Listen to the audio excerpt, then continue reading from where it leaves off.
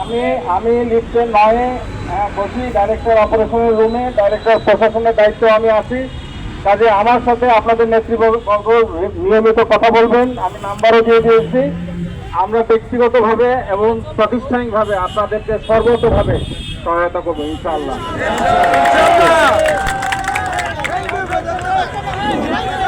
তাহলে আমরা কি যার যার পথে যাইতে পারি? আপনারা যে পরিশ্রম করছেন এই পরিশ্রমের মূল্য আমরা দিতে পারবো না। আমরা যারা নেতৃত্ব দেই আমরা অত্যন্ত খুশি। আপনারা আলমগীর, জুয়েল মালতিয়া, রফিকের ডাকে যেভাবে চলে আসছেন আপনাদের জন্য আমরা খুবই খুশি। এবং আমরা যখন যা কর্মসূচিতে সেটার সাথে আপনারা থাকেন, এই জন্যই হয়তো আপনারা আপনাদের প্রাপ্য আগামীতে পেতে যাচ্ছেন। আশা করি এই চেয়ারম্যান অন্য 10টা চেয়ারম্যানের চেয়ে একটু ভিন্ন। এই চেয়ারম্যানের প্রতি আমরা সর্বশেষ ভরসা রেখে আজকে আমরা বাসায় ফিরে যাব। এখন আপনাদের সাথে আলোচনা করবেন এবং আপনাদের কি আশ্বাস দেন আপনারা জানেন। আমাদের প্রশাসনের আচ্ছা, ধন্যবাদ। আমি এর মধ্যে আপনাদের কথা বলেছি, আমি দু একটা জিনিস আপনাদেরকে বলবো।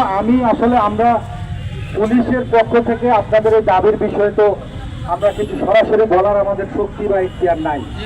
এটা যে অনুমোদন বা এই বিষয়ে বিআরটিএ এবং সংশ্লিষ্ট মন্ত্রণালয় দেখবে, এটা তো অলরেডি চেয়ারম্যান মহোদয়ের পক্ষে ওই যে পরিচালক প্রশাসন স্যার এসে আপনাদেরকে বলছেন এই বিষয়ে।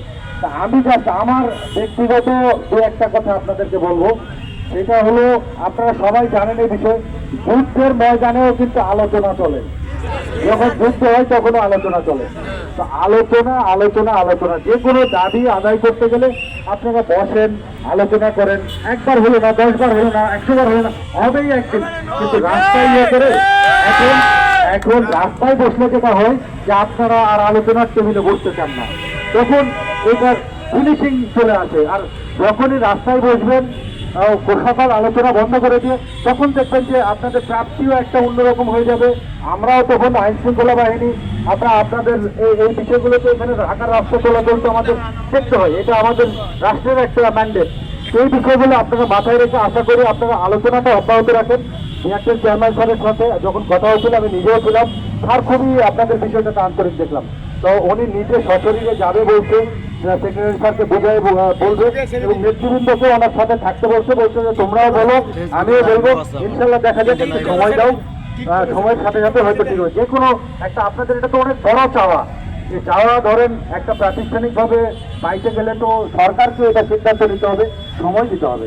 এইটাই আর কি, আপনারা একটু সময় দেন, অধৈর্য হবেন না, আলোচনা করেন। আর আপনারা আমাদেরই পরিচিত মানুষ, এদেশেরই মানুষ, আমরা আপনাদেরই ভাই। আমাদেরকে প্রতিপক্ষ ভাবারও তো কিছু নাই। ইনশাল্লাহ আমরা আপনাদের যে কোনো যাবে সেখানে পুলিশ অফিসার হিসেবেও আছি। তো এইটাই আর কি। বাট আপনারা রাস্তায় অবরোধ এই জিনিসগুলো থেকে আমি আপনাদের কাছে রিকোয়েস্ট করবো, সামনের দিনগুলোতে আপনারা এই বিষয়টা ভাববেন আর রাস্তা অবরোধ করবেন না।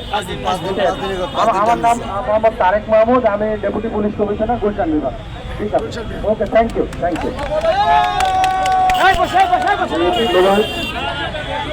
ধন্যবাদ। সবাই একটু ধৈর্য ধরে 1 মিনিট কথাগুলো শোনেন। ঠিক আছে, না ফাঁকা রাখেন ভাই, একটু দয়া করে বসেন।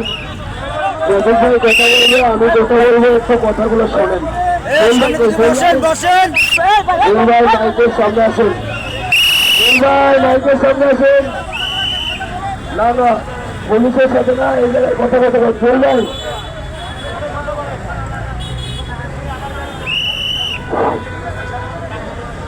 ধন্যবাদ। আজকে সকলে আমাদের কাছে সারা দিয়ে এখানে আমরা সবাই একত্রিত হতে পেরেছি, কারণ আমরা আমাদের বিএনপি চেয়ারম্যান স্যার উনি খুব ভালো মানুষ এবং আমাদের যে প্রথম বিভাগের ডিসি স্যার উনিকে আমরা আজ থেকে চিনি, উনিও খুব ভালো মানুষ। ওনারা সবার সম্মত তোমরা আমাদেরকে আশ্বস্ত করছে, এটা আপনারা নিজ স্থানে শুনছেন। কর্মকর্তাদের ধারে আমাদেরকে 3 থেকে 4 দিন সময় চাইছে। সুতরাং যেহেতু আমরা এই 10 মাস ধরে অনাহার জীবনযাপন করছি, আমরা আরো 4 দিন ধৈর্য ধারণ করব। 4 দিনের ভিতরে যদি আমাদের হ্যাঁ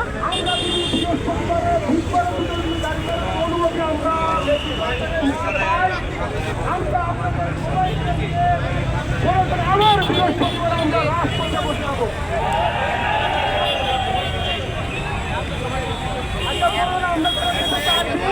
আমরা আরো বেশি দেব, সারা 4 দিন থেকে রবিবার থেকে আবার আগামী রবিবার আমাদের জন্য সবচেয়ে বড় পাওনা হলো আজকের আন্দোলন থেকে আমরা চাচ্ছিলাম যে আমাদেরকে আশ্বস্ত করছে আমাদেরকে